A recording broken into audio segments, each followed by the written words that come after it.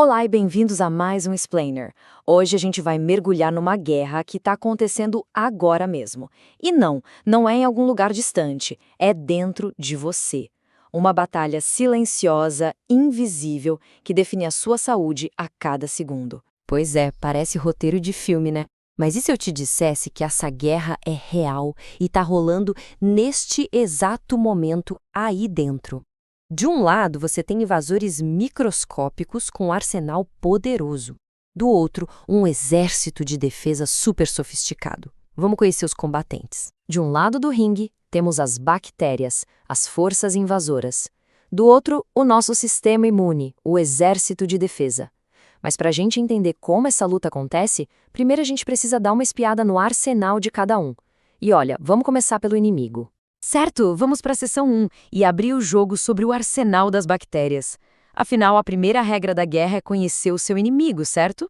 E pode acreditar, as armas que elas têm são de cair o queixo. O arsenal bacteriano é coisa de filme de espionagem.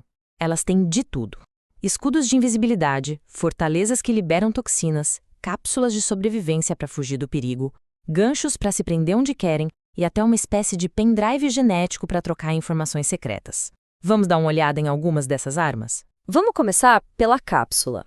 Pensa nela como se fosse uma capa da invisibilidade. Bactérias como a Streptococcus pneumoniae, que causa pneumonia, usam essa camada de açúcar para se disfarçar e não serem comidas pelas nossas células de defesa. É um truque sujo que as tornam muito mais perigosas. Agora, a parede celular de certas bactérias. Isso aqui não é só um muro, não. É uma verdadeira fortaleza que esconde uma arma biológica potentíssima. O nome dela? Lipopolissacarídeo, ou, para facilitar, LPS. E essa é uma das armas mais temidas do arsenal inimigo. E é aqui que a gente sente o poder do LPS na pele. Uma parte dele é basicamente uma toxina, que só é liberada quando a bactéria morre. E o que ela causa? Exatamente aqueles sintomas horríveis de uma infecção: febre, vômito, diarreia, podendo chegar até um choque séptico. Ou seja, muitas vezes o que te deixa doente não é nem a bactéria viva, mas a bomba que ela deixa para trás. E se o plano A falhar e a bactéria estiver encurralada?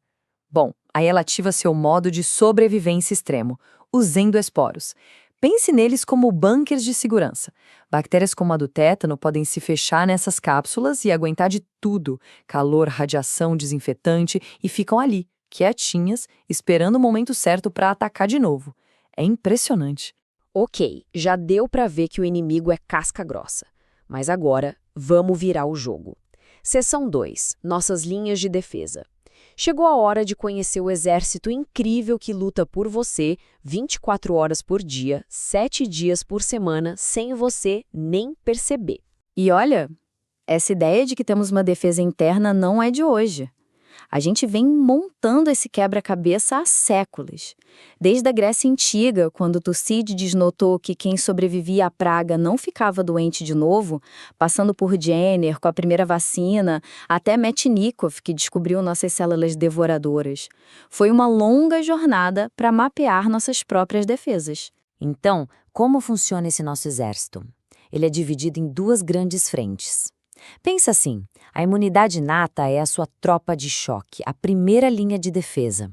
Eles chegam rápido, atacam qualquer coisa estranha, mas não guardam memória do inimigo. Já a imunidade adaptativa é a tropa de elite. Demora um pouco mais para ser mobilizada, mas o ataque é específico, super potente e, o mais importante, eles têm memória. E nessa tropa de elite, a gente tem dois soldados principais: os linfócitos B, que são como as fábricas de armas, produzindo mísseis teleguiados que a gente chama de anticorpos, e os linfócitos T, que são os comandantes e assassinos. Eles tanto coordenam o ataque, quanto vão lá e destroem eles mesmos as nossas células que foram sequestradas pelos invasores. Certo, já conhecemos os exércitos, já vimos as armas, agora vamos para a seção 3, o confronto direto. Como é que essa batalha realmente se desenrola em tempo real, dentro do nosso corpo? Vamos ver o passo a passo. A coisa toda acontece em fases, como numa operação militar. Primeiro, a invasão. Assim que a bactéria fura nossas barreiras, um alarme dispara. A imunidade inata, a tropa de choque, chega imediatamente e começa o combate. Mas, ao mesmo tempo, ela manda um recado urgente para o quartel-general, chamando reforços. É aí que a tropa de elite, a adaptativa, entra em cena para um ataque final preciso e devastador. E aqui está o pulo do gato, a parte mais genial de tudo isso. Essas duas divisões do nosso exército não trabalham isoladas, elas conversam o tempo todo. A primeira resposta da tropa de choque não só segura as pontas no começo, como também passa informações valiosíssimas que vão moldar toda a estratégia da tropa de elite. É um sistema totalmente integrado e inteligente. Isso nos leva à última e talvez mais fascinante parte dessa história. Seção 4. Memória e as lições da guerra. O que acontece depois que a poeira baixa? Qual é o grande legado que fica desse confronto todo? A resposta está toda nessa frase. Depois de vencer uma guerra, o nosso sistema adaptativo não esquece a cara do inimigo. Ele cria células de memória. Se aquele mesmo invasor ousar aparecer de novo, a segunda resposta vai ser muito mais rápida, forte e eficiente. É por isso que você provavelmente nunca pegou catapora 2 vezes. E esse, pessoal, é exatamente o princípio por trás das vacinas. No fim das contas, a memória imune é a nossa vantagem estratégica definitiva. Ela transforma cada infecção numa aula, num treinamento, deixando nosso exército interno mais forte e mais preparado para o futuro. É a inteligência militar da nossa própria biologia em ação. E isso nos deixa com uma pergunta bem séria para o futuro. O nosso sistema imune aprende? Ele tem memória. Mas as bactérias também aprendem. Elas evoluem, ficam mais espertas e resistentes aos nossos remédios. Nessa corrida armamentista constante da evolução, quem você acha que leva melhor na próxima grande batalha? Fica aí a reflexão. Obrigado por acompanhar o The Explainer.